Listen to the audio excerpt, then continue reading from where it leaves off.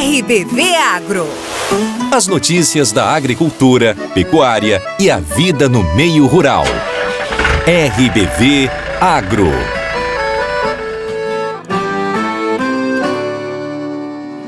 Olá, está no ar o RBV Agro. Oi, Angélica. Oi, Murilo. Oi, gente. Tudo bem com vocês? Aqui tá tudo certo. Estamos no ar pelas emissoras da RBV, Rádio Videira, Rádio Vitória, Rádio Tangará e Rádio Caçanjurê. E também pelas plataformas digitais no YouTube e Facebook. Desde já, muito obrigada a todos que nos acompanham. Você tá no rádio? Aumenta o volume porque o programa só está começando. Tá nas redes sociais? Já deixa aquele like, comenta e compartilha para que o nosso conteúdo chegue a mais pessoas. Destaques do RBV Agro. Fruticultores usam fogo para salvar pomares da geada no meio-oeste catarinense. Santa Catarina reduz ICMS para ovinos e caprinos. Medida busca o equilíbrio tributário com os estados vizinhos e o aumento da cadeia produtiva. Déficit de milho cresce e impacta a competitividade da pecuária de Santa Catarina. Pesquisadores e técnicos participam de capacitação sobre a produção de mel e manejo das colmeias. Tem ainda uma entrevista sobre a importância da poda correta de frutíferas para garantir uma produção de alta qualidade. E uma reportagem para desvendar os mitos e curiosidades sobre os insetos. RBV Agro. Começamos falando sobre o clima. Hoje, sábado, dia 17 de agosto, a temperatura está agradável, voltou a subir, mas no começo da semana tivemos marcas negativas em toda a região. Principalmente na terça-feira, quando os termômetros marcaram até menos 4 graus aqui no meio-oeste. E essa condição já caracteriza uma geada tardia, o que não é nada bom para a fruticultura da região. Pois é, já temos produtores relatando alguns prejuízos e temos também o registro de algumas técnicas que foram colocadas em prática nesta semana para salvar os pomares. Afinal, a temperatura, quando ela é abaixo de zero nesta época, ela mata desde flores até pequenos frutos já em formação. Além do método mais tradicional de controle de geada, que é a irrigação por aspersão, existe uma técnica mais antiga, que é o acendimento de fogueiras no meio do pomar. Nós vamos ouvir agora o relato da Eliana Varela, de Fraiburgo. Ela e a família são produtores de pêssego, ameixa e nectarina e tiveram muito trabalho nos dias frios dessa semana. Trabalhamos com fruticultura há 30 anos na localidade da Linha Bahia, em Fraiburgo. Somos produtores de fruta de caroço, pêssego, ameixa e nectarina. Também produzimos maçã. No último dia 12 de agosto, com as previsões de temperatura negativas na nossa região, nos preparamos para o combate à geada. Nos pomares de fruta de caroço, nas áreas de pêssego e ameixa, foi feita a irrigação por aspersão, que quando a temperatura atinge 0 grau, a flor ou fruto congelam, vindo a proteger as mesmas das temperaturas negativas, que seriam muito prejudiciais aos pomares, podendo prejudicar drasticamente a produção. Também temos uma área de nectarina, da variedade mexicana. Por ser um pomar mais antigo, não tem irrigação. Nessa área, fazemos a prevenção com fogueiras, feitas com carvão e lenha de eucalipto. Essa técnica é a mais antiga usada na nossa propriedade, sendo usada há mais de 20 anos. O fogo consiste em manter o pomar aquecido em 1,5 grau a 2 graus positivos. Na noite do dia 12 para 13 de agosto, a temperatura chegou a 3,9 negativos aqui no nosso sítio. As fogueiras precisam ser abastecidas com lenha a noite toda, pois o fogo precisa ser controlado, não podendo ser muito forte com labaredas altas, mas nem muito fraco. Começamos a acender as fogueiras às 22 horas do dia 12 e encerramos às 7 horas da manhã do dia 13. Sem as prevenções de combate à geada, a produção seria gravemente comprometida. Por outro lado, a prevenção com fogo, por ser uma técnica que precisa de muita mão de obra e com um custo muito alto do carvão e da lenha, cada vez é menos usada. No caso da nossa propriedade, sempre que renovamos uma área de pomar, procuramos implantar na nova plantação uma cobertura de antigranizo e irrigação. Uma noite de prevenção pode resultar em fotos lindas, mas, por outro lado, o desgaste físico e custos são bem altos. RBV Agro. Nosso próximo destaque: Santa Catarina reduz ICMS para ovinos e caprinos. A medida também busca o equilíbrio tributário com os estados vizinhos e aumento da cadeia produtiva da ovino-caprinocultura. A reportagem é de Carol Denardi. Uma antiga demanda da Federação da Agricultura e Pecuária de Santa Catarina foi atendida. O equilíbrio tributário em relação a outros estados para a cadeia produtiva da ovinocaprinocultura. Através de decreto do governador Jorginho Melo, regulamentando lei aprovada pela Assembleia Legislativa, quem compra ovinos e caprinos vivos no estado vai pagar menos imposto sobre circulação de mercadorias e serviços. Santa Catarina agora fica em condição de igual para igual em relação a outros estados desta cadeia produtiva, como pontua o presidente da FAESC, José Zeferino Pedroso. Estávamos convivendo com esse diferencial. Aqui em Santa Catarina, o grande fornecedor de ovinos é o Rio Grande do Sul, e lá eles tinham uma tributação inferior a nós. E assim, repito, vimos perdendo competitividade. A carga tributária em Santa Catarina era maior que essas outras unidades estaduais. E a partir de agora, vamos competir em condições de igualdade. Isso graças a decisão do governador Jorginho Melo de baixar um decreto. E esse decreto nos coloca em condições, pelo menos, igualitárias. É uma equalização tributária em relação aos demais estados. O ICMS dos frigoríficos catarinenses que compram ovinos e caprinos vivos em território Barriga Verde foi reduzido de 12% para 5%. Nas vendas para fora, os produtores vão pagar 7%, segundo explica José Pedroso. Santa Catarina pagava sempre 12%. Não tinha um crédito presumido, era 12% e tinha que pagar 12%. Na atividade de ovinicultura, na carne, se quer vender-se vivo, vender-se assim já abatido. Nós temos agora condições favoráveis. Barriga Verde, nós aqui catarinenses vamos pagar 7% de ICMS, mas vamos nos creditar de 3%, um crédito presumido. E vamos recolher um imposto líquido de 4%. E nas vendas para fora do estado, nós vamos pagar 7%. Conforme a IPAGRE, na ovinocultura de corte, o rebanho catarinense é de 348 mil animais, com um abate formal de 10 mil cabeças ao mês. São cerca de 15 mil produtores de ovelhas. Já na caprinocultura, são mais de 3 mil produtores, com quase 34 mil cabeças. Aqui no estado são produzidos mais de 80 produtos derivados do leite de ovelha. De Florianópolis, da Rede de Notícias AKERT, Carol Denardi. RBV Agro. O meio-oeste catarinense tem se destacado na ovinocultura estadual, com 57,9% dos 9.625 animais enviados para abate provenientes da região. Além disso, 43,8% desses animais foram processados em frigoríficos locais. O Sebrae tem impulsionado a ovinocultura local desde 2017, oferecendo um apoio crucial em produtividade e também na questão da gestão. Em Omerê, sede da Covicap, cooperativa de ovinos e caprinos do meio-oeste, a atividade está se destacando pela qualidade da carne, com o suporte técnico que elevou o padrão da produção, fortalecendo a cadeia produtiva na região. RBV Agro.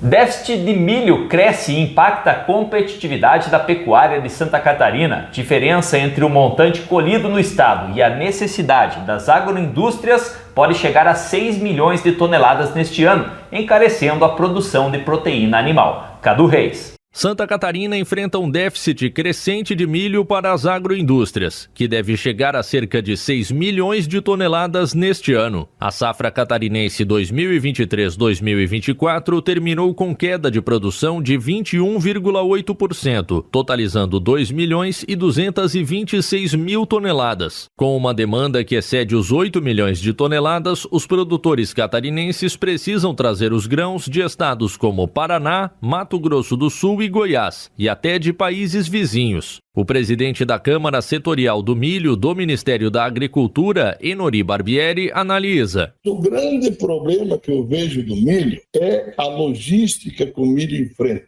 A nossa proteína animal, ela tem que ir para o mercado internacional com preços sempre numa condição melhor do que outros países, para ela ter mercado.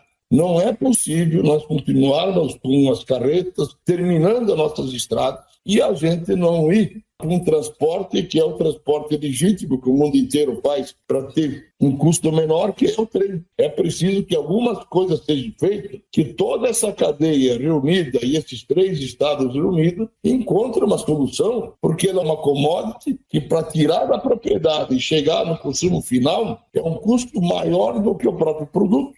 A produção de milho ocupa cada vez menos áreas em Santa Catarina, tendo sido plantada em 322 mil hectares na última safra, 150 mil hectares a menos do que há 10 anos. O presidente da Federação das Cooperativas Agropecuárias do Estado, FECOAGRO, Arno Pandolfo, projeta que esta redução deve seguir devido à baixa rentabilidade da produção. Uma lavoura de milho, ela custa em torno de 140 sacos por hectare. E soja, 40 sacos por hectare. Então, por isso que o pessoal está deixando de ir para o milho e vai para o soja. E uma prova concreta é que no Troca-Troca, que é o programa do governo Terra Boa, ele está com mais de 25% a menos que o ano passado nessa mesma época. Vai ser plantado menos. Nós devemos chegar a de 18% a 22% menos plantio de milho do que o ano passado. A problemática da produção e necessidade de milho no sul do Brasil foi alvo de uma reunião online promovida pela Secretaria de Estado da Agricultura e Pecuária e pela Empresa de Pesquisa Agropecuária e Extensão Rural do Estado. O presidente da EPAGRE, Dirceu Leite, destaca. Nós somos um estado que temos deficiência quando se fala em milho. Então hoje, mais do que nunca, é importante que a gente possa estar unindo esforços. E esse diálogo, tem esse objetivo, trazer aí essas alternativas para a gente enfrentar essas dificuldades. É um primeiro passo. O debate completo sobre os desafios e expectativas da produção de milho no sul do Brasil está disponível no canal EPAGRE Online no YouTube. De Florianópolis, da Rede de Notícias Acaerte, Cadu Reis. RBV Agro. Caçador sediou na sexta-feira, durante todo o dia e também na manhã desse sábado, o 37º Encontro Catarinense de Apicultura e Meliponicultura e o primeiro simpósio estadual de apiterapia. O evento foi realizado na Uniarp e reuniu produtores, técnicos, empresários do setor e a comunidade em geral. E na véspera do evento, aproveitando a presença de pessoas envolvidas nesse setor, aconteceu na Estação Experimental da EPAGRE de Caçador uma capacitação sobre assuntos e aspectos importantes da atividade apícola. Pesquisadores, técnicos agrícolas e apicultores de várias regiões de Santa Catarina estiveram reunidos na última quinta-feira, dia 15 de agosto, no Centro de Eventos da Estação Experimental de Caçador, para uma capacitação. O encontro abordou aspectos importantes para a cadeia produtiva do mel. O pesquisador da EPAGRE, André Cesarino, ressaltou a importância do evento para que os técnicos sejam capazes de dar suporte e ajudar apicultores catarinenses a vencer os desafios da atividade. Nós reunimos aqui basicamente a elite dos técnicos de apicultura. Então nós temos técnicos da EPAGRE, do Senar, do Sebrae, professores universitários, apicultores de alto nível também. Então temos criadores de rainha, os melhores apicultores do estado hoje estão aqui para receber uma capacitação que a gente pensou com muito carinho para trazer o que há de mais novo hoje sobre manejo para alta produtividade pensando em apicultura. E essas informações são importantes porque elas fortalecem ainda mais o setor, a atividade? Perfeitamente, né? A apicultura não tem passado bons momentos, né? A gente tem safras muito frustradas, né? Pouca produtividade nos últimos anos, por problemas climáticos principalmente, e também a questão de exportação do mel. Hoje o preço do mel está muito baixo, então é pouca produção com preço baixo, não está bom para o apicultor hoje em dia. Então, para o apicultor que quer ficar na cadeia, aquele que realmente quer ter algum lucro ainda assim com esses problemas todos, só se capacitando. Então hoje a gente traz o que há de mais novo de informações, né, sobre tudo que é possível, todo o conhecimento da apicultura. E hoje, especificamente, aqui nesse treinamento que a gente está fazendo, a nossa ideia é capacitar técnicos para eles passarem as informações para os apicultores. Então, reunimos aqui em torno de 70 a 80 técnicos para diferentes regiões do estado de Santa Catarina, desde o litoral até o extremo oeste, para receber as informações mais atuais que tem com palestrantes muito capacitados. Um dos palestrantes da capacitação foi o zootecnista Heber Pereira, do estado do Paraná, que falou sobre alimentação das abelhas. Eu compartilhei informações sobre nutrição de abelhas, o que se tem pesquisado ultimamente, né, quais são as técnicas mais recentes. Isso para colaborar com os técnicos no seu dia a dia no campo, trazendo informações cada vez mais atuais para os produtores. O que é mais importante hoje em dia para a parte nutricional das abelhas? Olha, a gente sempre pontua que a princípio a gente começa com o custo, né? Tem que ter um custo que caiba ali, o produtor precisa planejar qual vai ser a estratégia nutricional para fechar as contas, né? E sempre acompanhar as colônias, porque existem momentos em que há maior necessidade e há momentos em que não é necessário suplementar, né? Então, mas essa questão de ter um planejamento para que os custos se enquadrem e fazer um bom acompanhamento das colmeias. Também falou aos técnicos presentes no evento o apicultor Lucas Pacheco Raad, de Minas Gerais. Além de produtor, ele é especialista em melhoramento genético e produção de abelhas rainhas. A rainha ela é responsável pela reprodução da colônia. Então é ela que põe os ovos que vão se desenvolver em operárias, que são as abelhas que realmente coletam mel, coletam pólen e tudo mais. E a rainha, ela com o passar do tempo, ela vai perdendo essa capacidade reprodutiva. Ela começa jovem, botando até 3.000 ovos por dia, e com a idade ela vai caindo para 2.500, 2.000, 1.500 ovos por dia. Então, quanto menos ovos ela coloca por dia, menor o tamanho do enxame. Quanto menor o tamanho do enxame, menos ele consegue produzir. Certo? Tem menos abelhas na colônia. Então, quando você troca por uma rainha nova, essa rainha nova com a capacidade maior de pôr ovos, ela vai ter um enxame maior e vai ter uma produção maior. E também existem linhagens de abelha que são geneticamente mais propensas a produzir mel. A gente tem que lembrar que a abelha não está na terra para produzir mel, ela está na terra para se reproduzir. A produção de mel é secundário para ela. A gente consegue, através do melhoramento genético, linhagens que são mais produtivas, que têm essa característica maior de reservar alimento, ao invés de se reproduzir, por exemplo. O presidente da FAASC, Federação das Associações de Apicultores e Meliponicultores de Santa Catarina, Ivanir Sela, enfatizou a importância dos eventos realizados no município de Caçador. O Encontro Catarinense de Apicultores já é bastante tradicional, já são 37 anos que é realizado anualmente, e esse ano a gente inovou trazendo o primeiro seminário estadual de apiterapia. É uma área da apicultura, a apiterapia, sendo uma das áreas da medicina alternativa, vamos dizer assim, que vem crescendo bastante, e havia necessidade de trazer especialistas de outras regiões do país para vir transmitir um conhecimento um pouco mais aprofundado para técnicos, produtores e profissionais da área de saúde também aqui do estado.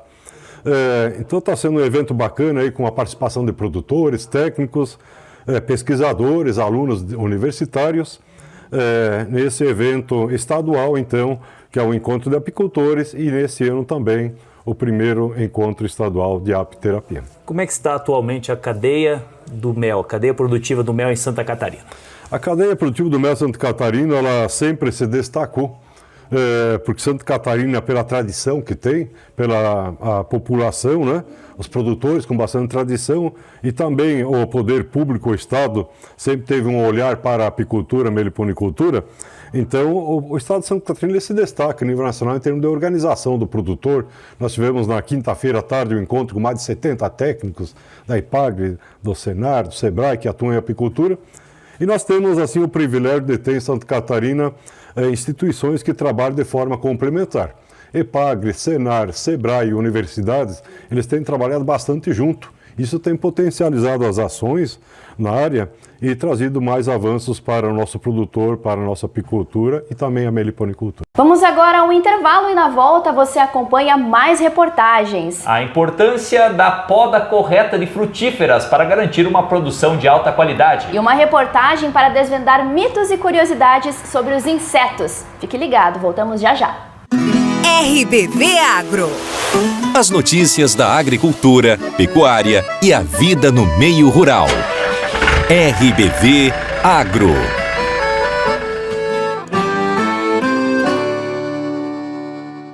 Estamos de volta, o assunto agora é a exportação de carne de frango de Santa Catarina, que nos 7 primeiros meses deste ano chegou a 666 mil toneladas embarcadas. Os principais compradores do produto catarinense são o Japão, Países Baixos, China e Emirados Árabes. Confira na reportagem. O mês de julho foi positivo para a carne de frango catarinense. Com alta de quase 12% em relação a junho, Santa Catarina embarcou ao exterior em julho mais de 103 mil toneladas de carne de frango, nas formas in natura e industrializada. Na comparação com julho do ano anterior, o aumento chega a 14% nas exportações. Quantas receitas ficaram em 206 milhões de dólares, crescimento de 18%, o melhor resultado mensal desde agosto do ano passado. Em relação a julho de 2023, os valores tiveram um aumento de 5%. Estes números são do Ministério do Desenvolvimento, Indústria, Comércio e Serviços, analisados pelo Centro de Socioeconomia e Planejamento Agrícola da Epagri-Cepa. O analista da Epagri-Cepa e engenheiro agrônomo Alexandre Luiz Gil detalha sobre estes resultados da carne de frango catarinense ao exterior. Esses bons resultados devem-se ao aumento nos embarques para a maioria dos principais destinos, com destaque para o Japão, Países Baixos, China e Emirados Árabes, que são alguns dos principais compradores do produto catarinense. Se considerarmos um acumulado de janeiro a julho desse ano, Santa Catarina já exportou 666 mil toneladas, um aumento de 5% em relação ao mesmo período do ano passado. Nos 7 primeiros meses de 2024, o estado teve um recuo de 7% em relação ao mesmo período do ano anterior, como explica Alexandre Gil. Teve receitas de 1 bilhão 280 milhões de dólares, uma queda de 7% em relação ao mesmo período. É importante destacar que essa queda no faturamento deve-se principalmente à queda no valor da carne de frango no mercado internacional, principalmente no início desse ano, nos primeiros meses desse ano. Mas o que se percebe nos últimos 2 meses, esse comportamento vem se alterando e o preço vem aumentando, o que deve ser a tendência ao longo do segundo semestre. Santa Catarina respondeu por 23,6% das exportações brasileiras de carne de frango de janeiro a julho deste ano. E no total de julho, o estado exportou 183 mil toneladas de carnes, entre frangos, suínos, perus, patos, marrecos, bovinos e outras. Aumento de 17% em relação aos embarques de junho e de 21% na comparação com o mesmo mês do ano passado. Em valores, foram mais de 392 milhões de dólares que Santa Catarina exportou. De Florianópolis, da Rede de Notícias Acaerte, Carol Denardi. RBV Agro. Da proteína animal, voltamos para o assunto frutas. A poda de frutíferas como pêssego, ameixa e uva é um aspecto fundamental para garantir uma produção de alta qualidade. Para o pêssego e a ameixa, a poda promove formação de uma estrutura de ramos equilibrada e facilita a entrada de luz na planta, o que resulta em frutos mais saudáveis e saborosos. Para as uvas, a poda é essencial para controlar o vigor da planta, garantir a adequada maturação dos cachos e também melhorar a ventilação, prevenindo doenças. Além disso, remove ramos secos e doentes, contribuindo para a saúde geral de uma planta. Um manejo bem executado não só aumenta a produtividade, mas também melhora a qualidade das frutas, como explica o engenheiro agrônomo da Epagri, Alceu Assis Vicente, que é especialista na área de fruticultura. Nesse momento já aconteceu a poda das frutíferas de caroço, né? Algumas variedades tardias ainda podem estar acontecendo na região, né? E basicamente agora estamos podando as uvas e é claro, em lugares mais frios ainda se espera mais uma semanada para fazer essa poda ou um pouquinho mais, e agricultores ou fruticultores que têm áreas maiores já há mais tempo, né, estão realizando a poda. Aqui nós estamos num local onde vai ser feito ainda em breve, né, essa poda. Aqui, como é uma área experimental no centro de treinamento da EPAGRE, aqui o CETREV, dia 14 nós estaremos realizando a poda aqui com o pessoal técnico e mais alguns produtores, né, para nós trocarmos informações. E se você observar aqui, são diferentes variedades, então até por isso nós estamos tentando podá-las num dia só, né? E a área, claro, é pequena, aí é cerca de 1 hectare, então com um número grande de pessoas aí nós resolvemos essa questão. Essas podas, elas têm datas já específicas para serem realizadas, é importante sempre manter essas datas? São aproximadas as datas. O que o produtor, que hoje ele é muito tecnificado na nossa região, aqui no médio alto do Vale do Rio do Peixe, né? Ele sabe disso, que ele tem que fazer o quê? As variedades mais precoces, né, chega um momento que tem que ser podadas. As intermediárias ou até as tardias, ele segura um pouquinho, né, em função de possíveis geadas tardias. E esse ano, né, o clima, como o ano passado não foi tão bom para a fruticultura, né, teve pouco frio, esse ano também, até agora não, embora tenha uma previsão, uma probabilidade de temperaturas abaixo de zero, mesmo na nossa região aqui. Então o produtor é de agora para frente que ele está assim mais intensificando a poda na uva, basicamente, né?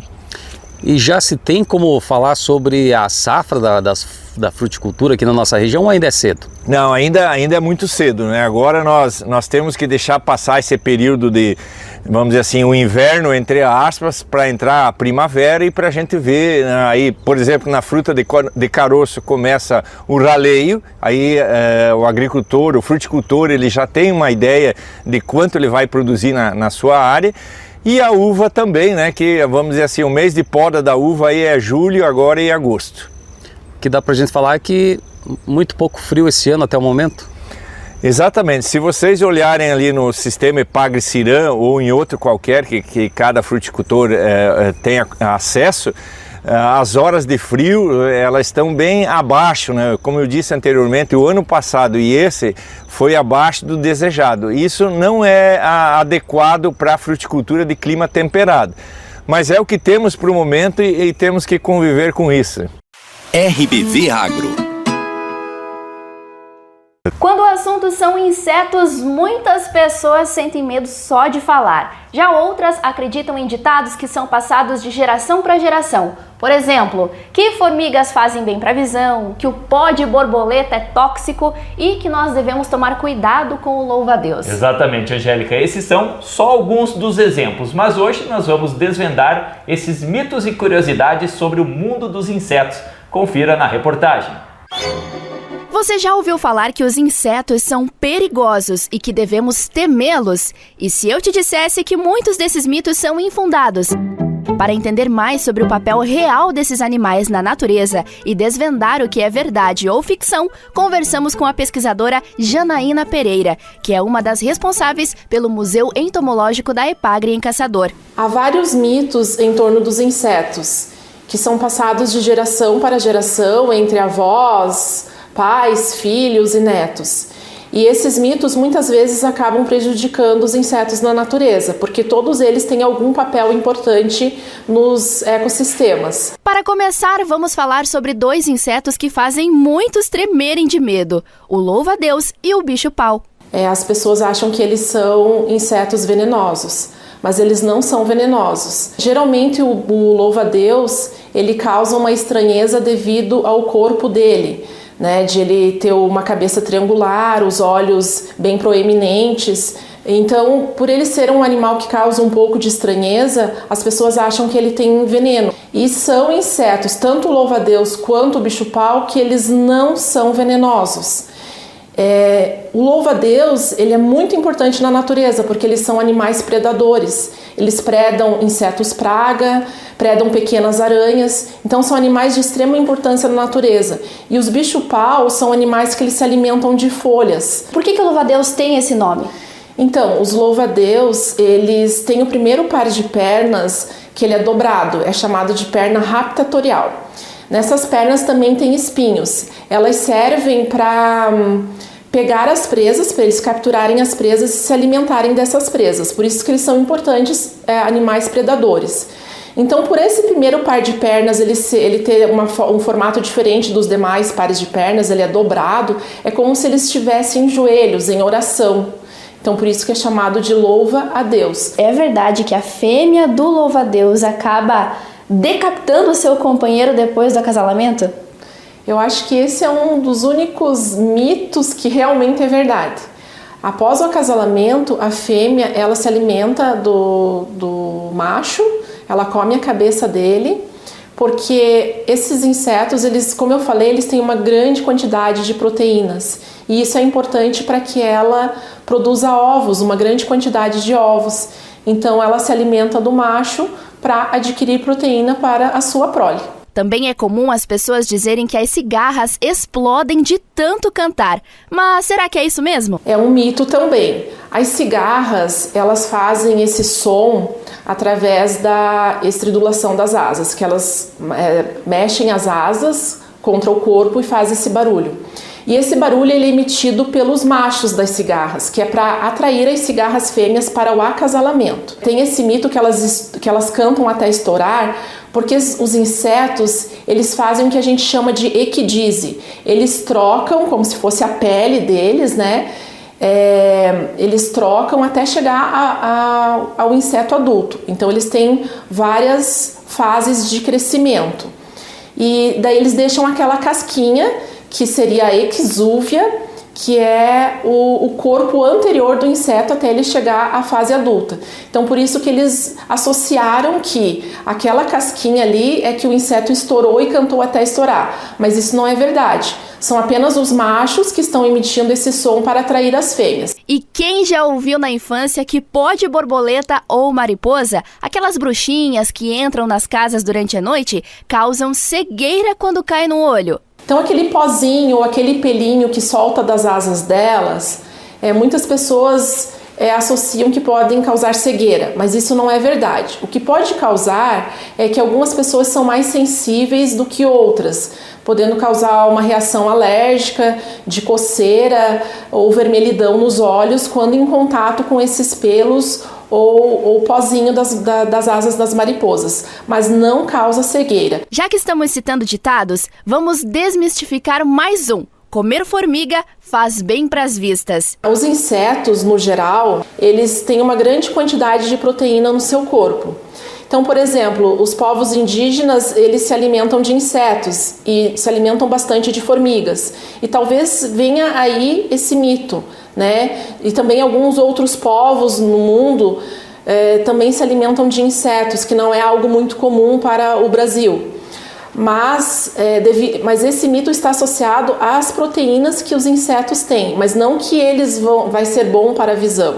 Pelo jeito, formiga só é bom para o olho porque se você as enxerga, está com a visão saudável.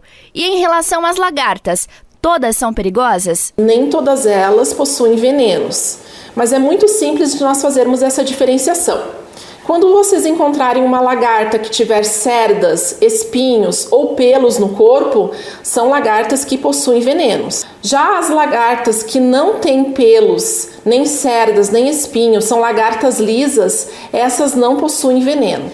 Então, se as pessoas encostarem, não vai causar nenhum tipo de reação. Bom, agora não tem mais desculpa para você ter medo desses animaizinhos na natureza, porque eles têm um papel muito importante e, além disso, são bastante espertos também. Vamos saber algumas estratégias que eles usam para se manter em segurança?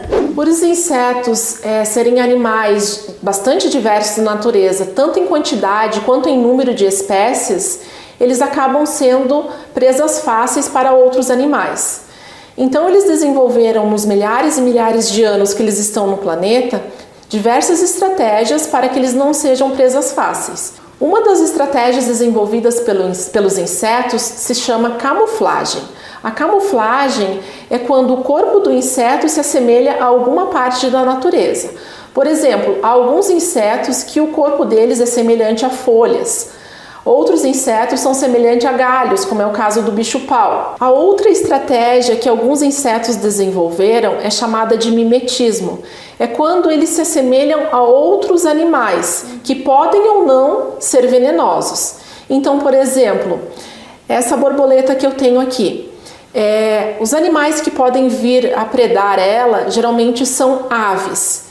E quando ela vê que um passarinho ou uma outra ave esteja se aproximando dela, ela vira ela dobra as suas asas e ela é semelhante a uma coruja. E na natureza nós sabemos que as corujas são aves bastante agressivas. Tem até aquele ditado, né, da mamãe coruja, que é aquela que protege os seus filhos. Então, como é importante, no caso dessa borboleta, se assemelhar a uma coruja? É uma estratégia dela que ela desenvolveu, que é o mimetismo, que faz com que outros animais evitem se aproximar dela, porque vão achar que ela é um inseto agressivo, mas na realidade ela não é. Ela está apenas mimetizando um outro animal. E aí, quantas dessas curiosidades você já conhecia? Os insetos são grandes estrategistas, representam mais de 70% dos animais do nosso planeta, sendo que só 10% deles são considerados pragas. E no final das contas, mesmo quando são venenosos, só atacam os seres humanos quando se sentem ameaçados. Então, basta não os incomodar que fica tudo certo. E se você quer aprender mais sobre o assunto, entre em contato pelo telefone 49 3561 6824 e agende a sua visita no Museu Entomológico da EPAGRE em Caçador. RBV Agro. Olha, eu aprendi bastante nessa reportagem. E você, Murilo, conhecia todas as curiosidades? Algumas delas. Sempre tive muito medo de louva-a-Deus. As informações que a reportagem trouxe para mim são novidade. E também meus pais sempre falavam que aquele pozinho da asa da borboleta era realmente para tomar cuidado. Quando tocasse, não colocar a mão nos olhos. Pois é. Dependendo da pessoa, uma alergia até pode causar. Mas cegueira, como era o ditado que eu conhecia, não causa não. Nada muito grave. Nada muito grave, não. Mas o que é importante aí nessa reportagem é a gente frisar, né, que os insetos, sejam eles venenosos ou não, eles são muito importantes para o meio ambiente. Mesmo aqueles que são venenosos, eles só vão atacar se você for mexer com eles, né? E tem uma importância para o meio ambiente, para o ecossistema, como você muito bem falou. E quem quiser fazer visitações ao Museu Entomológico da Estação Experimental da EPAGRE de Caçador, pode ligar lá, agendar, olhar nas redes sociais também, que tem toda a divulgação completinha. Com certeza, é bem bacana o trabalho que eles têm por lá e tem muitas novidades e surpresas que a gente não mostrou na matéria, porque são coisas que você só vai conhecer quando você for lá visitar o Museu da EPAGRE. E com essa reportagem, então, nós finalizamos a edição do RBV Agro de hoje. Desejamos a todos vocês um bom final de semana, agradecemos sempre a audiência e quem nos ouve pelo rádio, vai lá nas redes sociais, procura no YouTube, Facebook, Portal RBV, segue, receba nossos conteúdos e também assista a todas as reportagens em vídeo. É isso aí, tchau pessoal, até semana que vem. Tchau, tchau. RBV Agro. As notícias da agricultura, pecuária e a vida no meio rural. RBV Agro.